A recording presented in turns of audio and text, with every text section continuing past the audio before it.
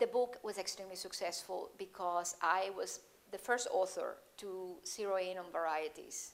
I had done so much work, not only in Venezuela, but also in Trinidad at the germplasm bank. I spent weeks there learning from the scientists and going to the germplasm bank, which is the largest in the world. And one of the things that I did too was to give percentages in the recipes.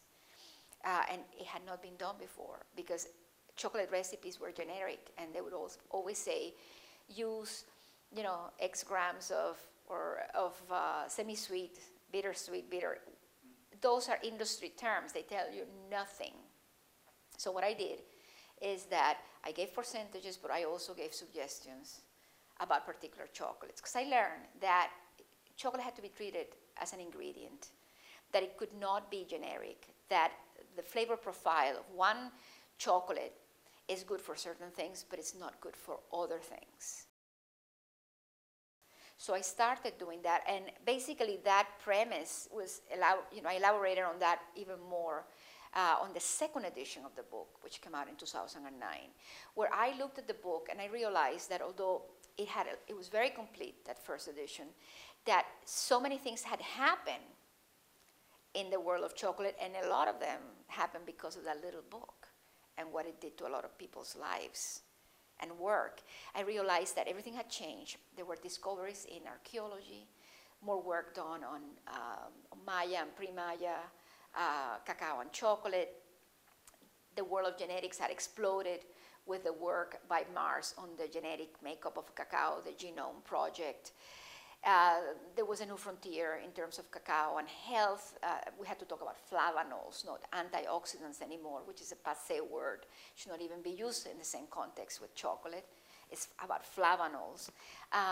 So I decided to do a new edition of the book, and my publisher was very excited.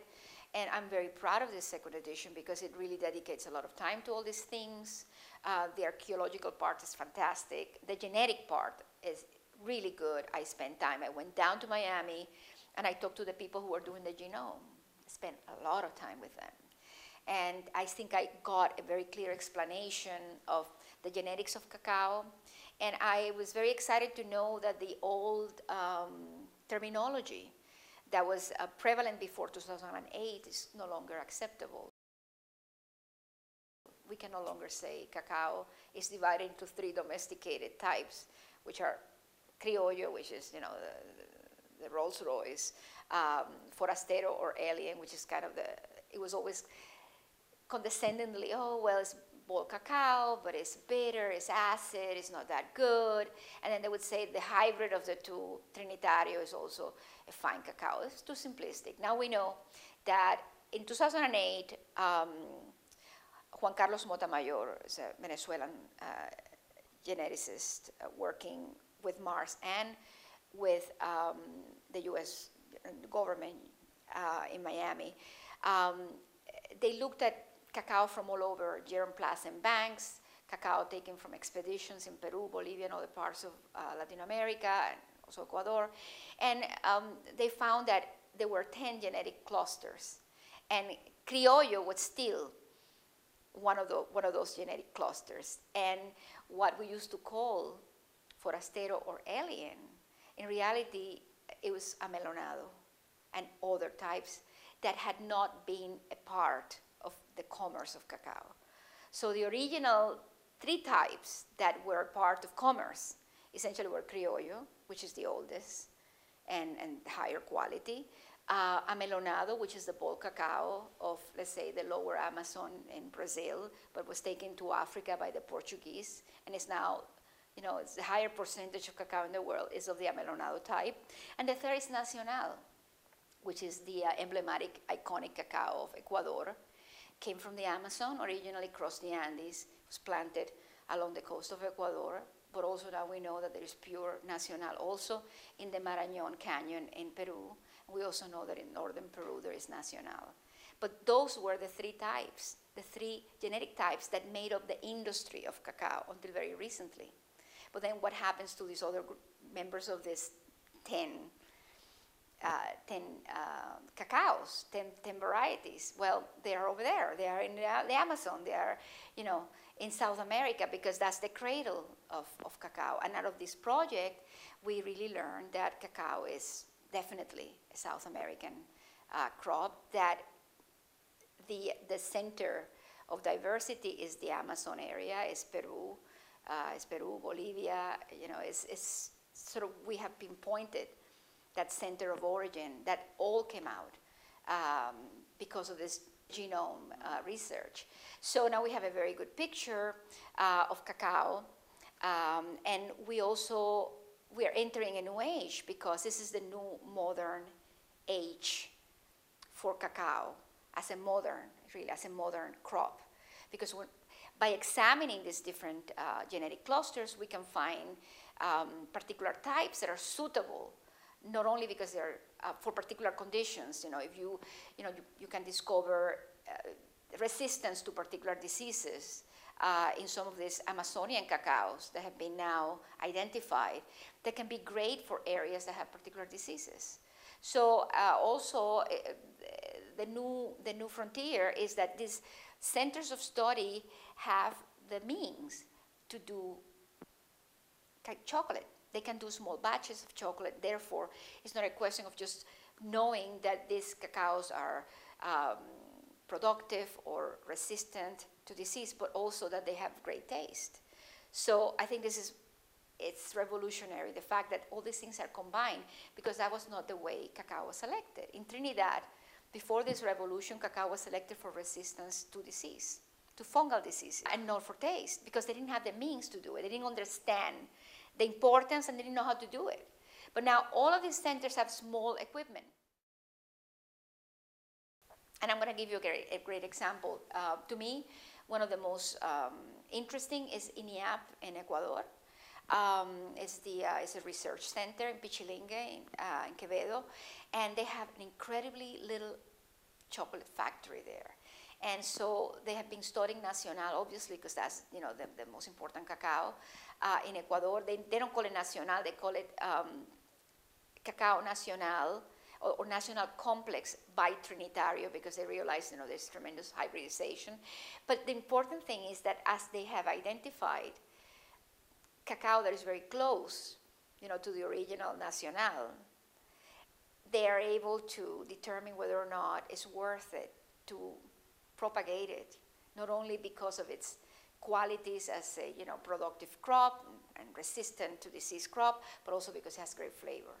So they have created tiny bars with all of these cultivars, and it's just an incredible experience to go there and to sit down with the scientists and to taste. You know, this is clone 300, let's say, or 301. Well, it tastes like wood, or it tastes like pine needles, or it tastes like jasmine or roses. That's the new frontier. So that got me excited tremendously. I talked a little bit about it in my book. What is wonderful now is to know that I need to do another book, because from 2009, that was the date of publication of my second edition, to now there's more. And instead of 10 clusters, we know now there are 15 clusters.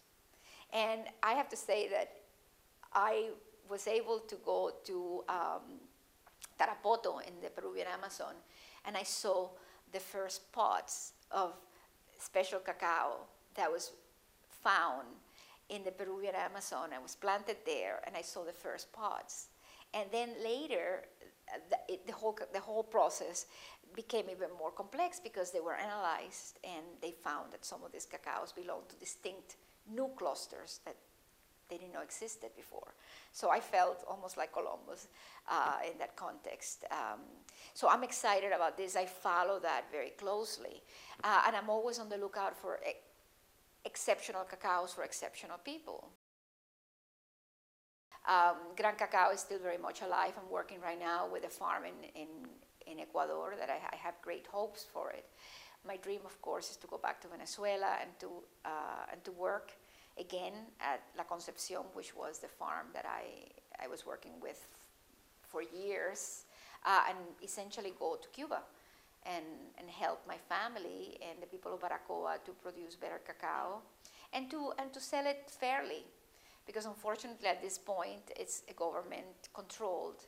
I mean, it has the exotic aura of a product that comes from an island that is closed off to the world, essentially. So that's an added appeal, but the reality of it is that it's controlled, and that, you know, that needs to open up, and the farmers should be able to control the whole process and should be able to sell their cacao at a better price themselves. So I want to be a part of that. So that's, you know, essentially what moves me. And I'm working on a third book, on a chocolate book, but it's regional. I'm doing what I didn't do in the others, because it would be a bigger book. And I'm traveling constantly to different places in Latin America, but I'm staying longer. For example, I go a lot to Guatemala, and I go to a place called San Antonio in Suchitepeques.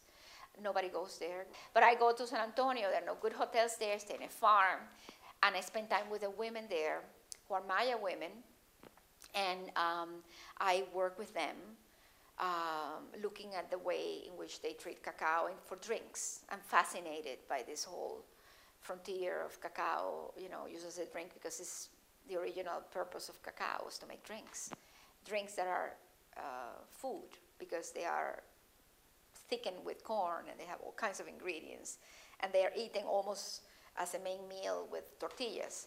But some of these drinks are extremely complex.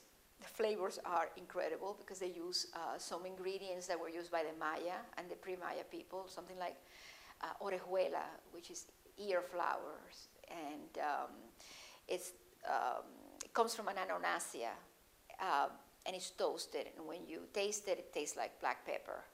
And that was like the most important seasoning for the Maya, and the women still use it. So I spent times, sourcing the orejuela, or just toasting it, or working with the women, learning about all these incredible drinks. That's one thing I do. And also cooking with them, because I want to know how they live. These women have small farms, they grow cacao, they do everything.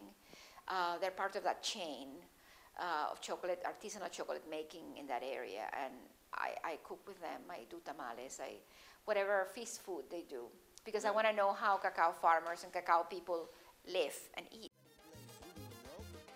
Origin means source, means the root of everything. That was my training. Single origin, I started.